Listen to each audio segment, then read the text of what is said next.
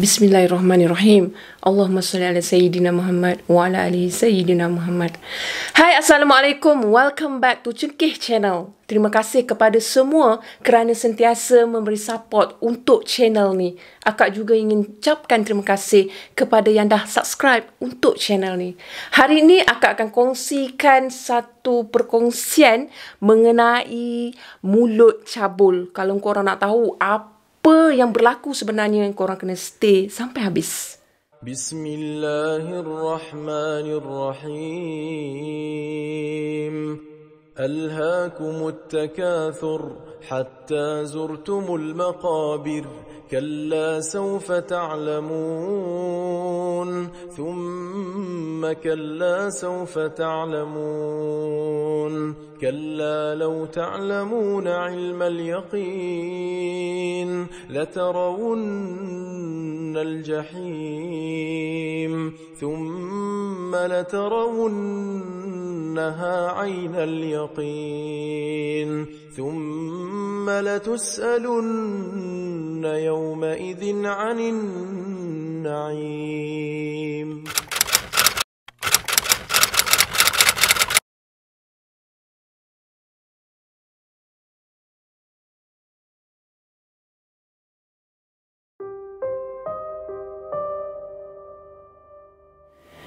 Kisahnya berlaku kepada 3 orang sahabat baik.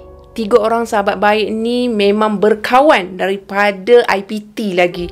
Mereka sama-sama menuntut di universiti yang sama. 3 sahabat ini dikenali sebagai Iskandar, Khairul dan Adam. Semua nama yang akak sebutkan merupakan bukan nama sebenar. Jadi apa yang berlaku pada waktu tersebut, mereka ni sebenarnya dah bekerja dalam bidang masing-masing. Tapi kebiasaan mereka akan berkumpul bersama-sama, together lah, sebab diorang ni kawan baik. So satu hari selepas PKP, mereka membuat keputusan untuk bercuti bersama-sama. Maklumlah semasa PKP kan memang untuk pelancongan ditutup. So tak dapatlah nak bercuti kat mana-mana pun. Masing-masing kena stay dekat rumah. Tapi kali ni mereka buat keputusan hendak bercuti di kawasan pantai. Mereka betul-betul nak release tension, betul-betul nak rehat. Jadi selepas mendapat tarikh yang bersesuaian, mereka pun buat keputusan untuk pergi bercuti di satu negeri ni tau. Akak tak nak share nama negeri tersebut. Mereka telah menyewa di satu chalet. Sebab menurut kata Iskandar memang nak rasai nikmat berada betul-betul di tepi pantai, berada di dalam bilik yang disewa tu bukan bilik batu bata, tapi dia nak sewa rumah papan. Itu tekad dia. Jadi dia pun dapatlah chalet tersebut. Bila dia stay check in dekat chalet tersebut, mereka mencari satu pot untuk makan.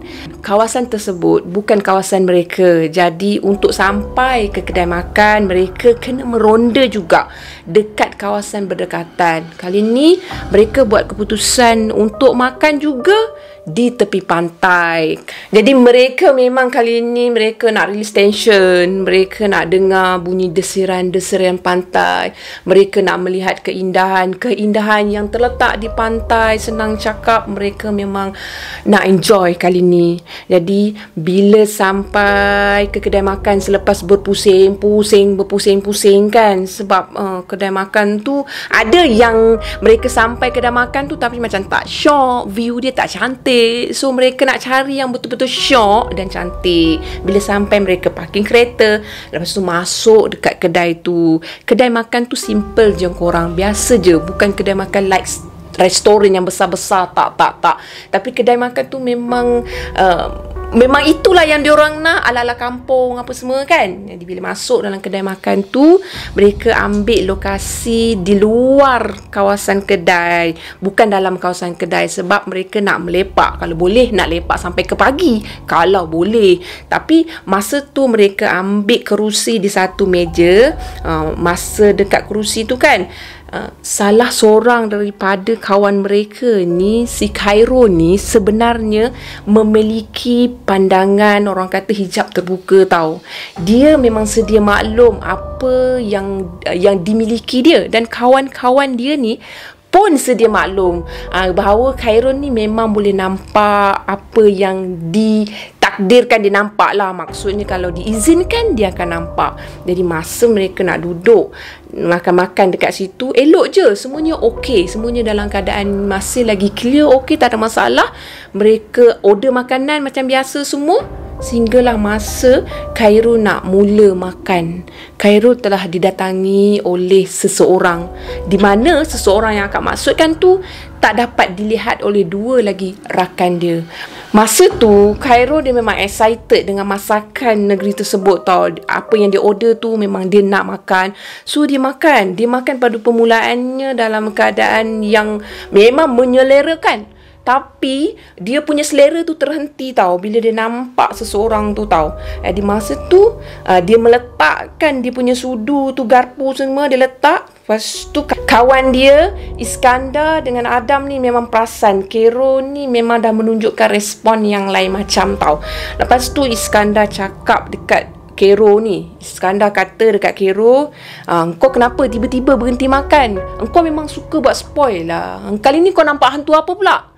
Sebab Iskandar ni merupakan seorang sahabat yang bukan ingin support ataupun ingin membantu kepada kawan dia ni, tapi dia selalu merumitkan keadaan. Iskandar ni mulut dia cabul tau. Dia suka sangat buat keadaan tu jadi sangat tegang. Jadi Iskandar pun diletak dia punya sudu apa semua, dia cakap dekat Khairul, aku tak suka tau part ni tau. Bila part memang kita tengah berseronok, engkau mesti buat spoil tau. Engkau mesti buat rupa engkau macam nampak hantu lah, macam-macam lah. Kali ni kau nak cakap kat aku, kau nampak apa pula? Cuba kau cerita kat aku. Kau cakap awal-awal dekat aku, kau nampak apa pula? Khairul belum pun buka mulut, belum pun cakap apa-apa pun kepada Iskandar ni. Iskandar memang melenting tau. Jadi Adam cuba meredakan keadaan. Adam bagi tahu pada Iskandar, aku rasa kan Khairul tak cakap apa-apa pun dekat kita. Khairul tak buka mulut apa-apa pun. Dia cuma bagi respon yang dia dah tak selera nak makan. Sekarang ni aku rasa kau yang buat spoil. Aku rasa kan kau yang menyerumitkan keadaan tau. Jadi Khairul minta maaf. Khairul cakap dia tak nampak apa-apa. Dia cuba untuk sorok apa yang dilihat sekali ni sebab dia tak nak spoilkan keadaan dan dia tak nak cari gaduh kat situ. So dia kata dia tak nampak apa-apa. So dia minta izin nak pergi merokok lah. Dia ada satu pot kat situ, dia nak pergi merokok. Bila Khairul pergi merokok dekat situ, Khairul masih lagi alis mata dia tu, anak mata dia tu masih lagi memerhatikan betul-betul dekat meja tempat dia orang makan tau. Jadi satu persoalan kepada Iskandar lagi, bila Iskandar perasan Khairul ni memang tak habis-habis pandang bersebelahan dengan Iskandar ni tau. Bersebelahan dengan Iskandar ada satu kerusi kosong. Jadi masa tu Iskandar tetap tak puas hati. Lepas tu Iskandar tak habiskan makan dia. Sama juga macam Khairul, Iskandar letak tepi. Iskandar dengan perasaan yang ingin tahu, dengan mulut cabul dia pergi dekat Khairul. Dia cuba untuk merokok juga sama dengan Khairul. Nak melayan sama-sama lah kan. Dah stres, dah tension, keluarkan rokok. Lepas tu Iskandar cakap, kali ni aku nak tanya kau lah, alang-alang kan, kau dah memang nampak hantu kan? Kau nampak hantu apa pula? Iskandar tetap juga berkeras. Dia tetap juga ingin mengorek rahsia daripada Khairul. Khairul cuma tersenyum. Khairul cakap anggap je tak ada apa-apa, tak ada masalah apa. Tapi Iskandar tak puas hati. Sebab Iskandar cakap, kau ni daripada study lagi dekat you, memang kau selalu nampak benda-benda macam ni. Lepas kau selalu spoilkan keadaan. Kau selalu buat kita orang ni macam tak boleh nak stay lama. Sepatutnya kita boleh stay lepak sampai 2-3 pagi. Tapi kadang-kadang kau memang dah hajak balik awal, popek mengalahkan perempuan. Jadi bila Iskandar popek, Khairul pun matikan dia punya putung rokok tu. Lepas tu dia pergi dekat meja makan tu. Lepas tu dia ambil kunci kereta dia. Dia buat keputusan dia nak belah, dia nak tinggalkan tempat tu. Tapi sebelum dia tinggalkan tempat tu, sebenarnya Khairul dah berang sebenarnya. Dia marah kepada seseorang yang akak bagi tahu tadi yang dia nampak. Dia marah, dia cakap, Aku datang dekat sini, aku nak makan. Aku datang dekat sini, aku tak ganggu pun. Aku tak ganggu kau pun. Aku nak makan. Sekarang ni, kedai makan ni tempat cari rezeki. Aku rasa lebih baik engkau tinggalkan tempat ni. Kau jangan ganggu pada pengunjung dekat tempat ni. Mereka datang ni untuk bergembira. Pemilik kedai ni nak cari rezeki. Aku rasa lebih baik kau belah daripada kawasan ni. Jadi masa tu Adam merasa pelik. Dia memang pelik. Dia memang sentiasa buat muka bela, muka pelik pun Adam ni. Jadi muka macam percaya tak percaya, macam tu. Kenapa dengan member aku? Macam dia memang sentiasa macam tu lah. Jadi bila Khairul dah ambil kunci, Khairul pergi ke kaunter bayaran. Khairul buat bayaran. Lepas tu Khairul kata, aku nak belah, aku nak balik. Iskandar cakap, elok sangat. Elok sangat. Kita datang, nak enjoy. Lepas tu, kau ambil kunci. Lepas tu kau bayar, kau nak belah macam tu je. Kau ingat, kereta kau tu kau naik seorang. Macam tu lah kan. Jadi Iskandar tak puas hati lah. Dia tak puas lagi stay kat situ. Sebenarnya, air pun dia tak sempat minum. Tapi sebab Khairul dah spoil. So, Khairul tak nak stay lama kat situ. Jadi, Khairul tetap nak balik. Bila Khairul nak balik, mereka dalam keadaan yang orang hot, kadang-kadang hot, kadang-kadang marah tu. Jadi mereka pun nak tak nak kena ikut lah kepada Khairul ni. Sebab kepala otak Khairul memang selalu macam tu. Bila dia rasa dia nak balik, dia memang akan balik. So Khairul pergi dekat kereta. Bila sampai kat kereta, Khairul baca Bismillahirrahmanirrahim. Dia masuk dalam kereta. Lepas masuk dalam kereta, Khairul ni dia drive tau. Dia bawa kereta sebab tu memang kereta dia. Lepas tu sebelah Khairul Adam. Belakang Khairul dekat bahagian penumpang belakang ni Iskandar. Iskandar stay sorang-sorang kat situ dalam keadaan marah. Memang marah, betul-betul marah. Iskandar mendiamkan diri kat situ. Mendiamkan diri, nak kata apa lagi kan? Diorang sebenarnya kena pasang Google Map juga untuk balik semula ke chalet diorang tau. Jadi masa dia pasang Google Map tu kan, dia tengok pada phone kan. Dia rasa macam something yang tak kena tau. Jadi dia memandang melalui cermin tengah tu lah. Kereta tersebut dia nampak bersebelahan dengan Iskandar. Betul-betul seseorang yang dia nampak di kedai makan tadi. Apa yang Khairul nampak sebenarnya? Khairul nampak satu susuk tubuh kanak-kanak perempuan dalam keadaan rambut panjang. Susuk tubuh tersebut yang hanya memakai seperti pakaian mandi tau. Pakaian orang mandi dekat pantai. Macam tu. Tapi kanak-kanak tu dalam keadaan yang sangat-sangat menakutkan pada pandangan Khairul. Tapi Khairul tak nak keruhkan keadaan. Dia stay memandu. Masa tu dia istighfar. Masa tu dia memang bacakan tukumat kamit pada mulut dia. 3 kul. Dia bacalah apa yang dia teringat masa tu. Masa Adam memerhatikan pada Khairul, Adam memang nampak Khairul ni memang something wrong, memang lain macam apa semua. Jadi Adam tak nak tanya apa-apa ke, cakap apa-apa, tak nak. Jadi mereka meneruskan perjalanan sampailah mereka ke chalet tempat mereka sewa.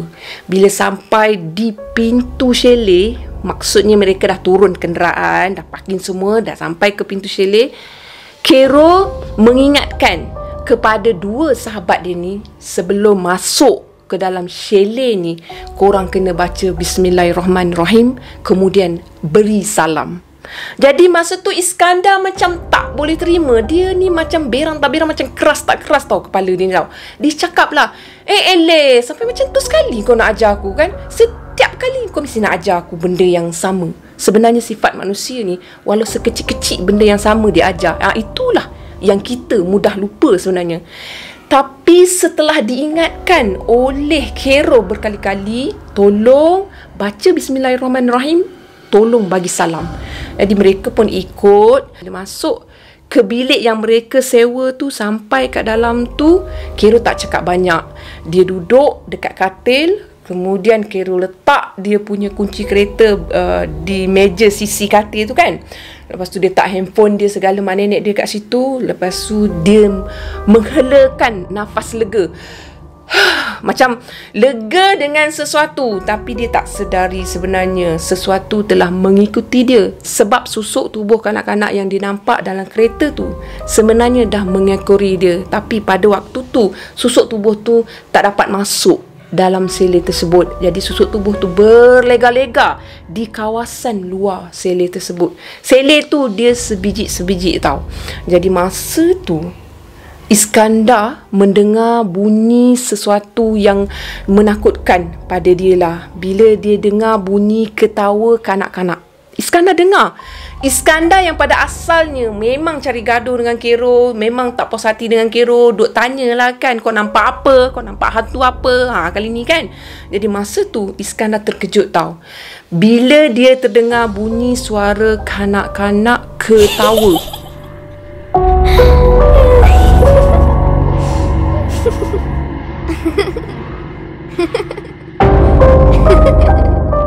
Bunyi suara tu semakin menghampiri kepada pintu bilik chalet tersebut. Kemudian mereka mendengar bunyi tapak kaki mengelilingi chalet tersebut. Mereka mendengar dengan sangat jelas bunyi tapak kaki tu seolah-olah sedang berlari. Seketika bunyi tu terhenti berdekatan dengan tempat mereka stay tu. Kemudian bunyi tepukan di bahagian dinding chalet tersebut. Memang jelas bunyinya. Kemudian tapak kaki tu kembali berlari sambil ketawa. Masa tu Iskandar bertanya kepada Khairul. Iskandar tanya, aku rasa ini benda yang kau nampak.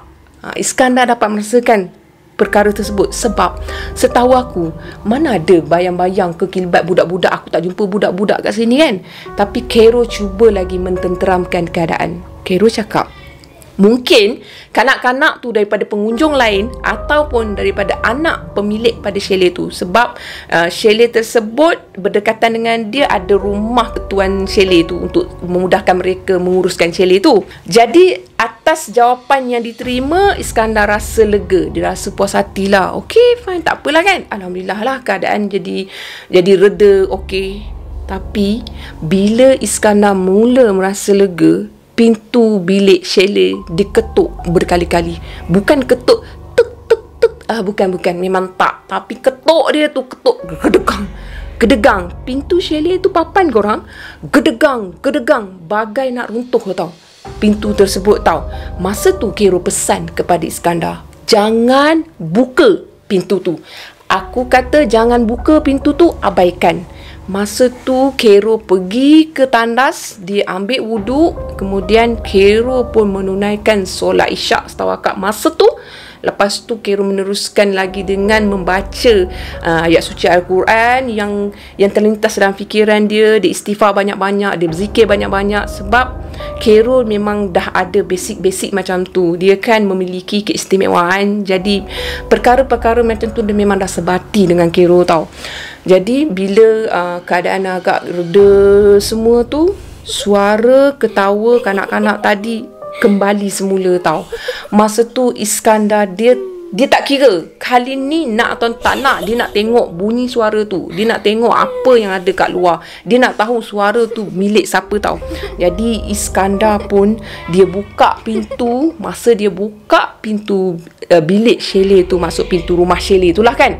Masa tu alangkah terkejutnya Iskandar bila terpacul satu susuk tubuh kanak-kanak dalam keadaan berpakaian. Tadi pakaian dia macam tak pakai baju kan. Tapi kali ni berpakaian serba putih, dalam keadaan yang muka musuk kusut masai, dalam keadaan kemarahan apa semua, memandang tegak je, merenung betul-betul pada Iskandar.